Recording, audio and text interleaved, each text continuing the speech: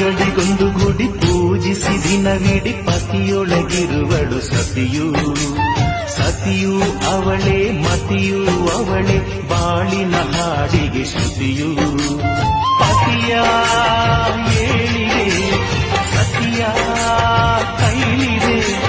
ಪತಿಹಿತವೇ ಸುಖ ಮಾಂಗಲ್ಯವೇ ಮುಖ ತೆನ್ನುವ ಸತಿಯೇ ಉಸಿರಿನ ತನಕ.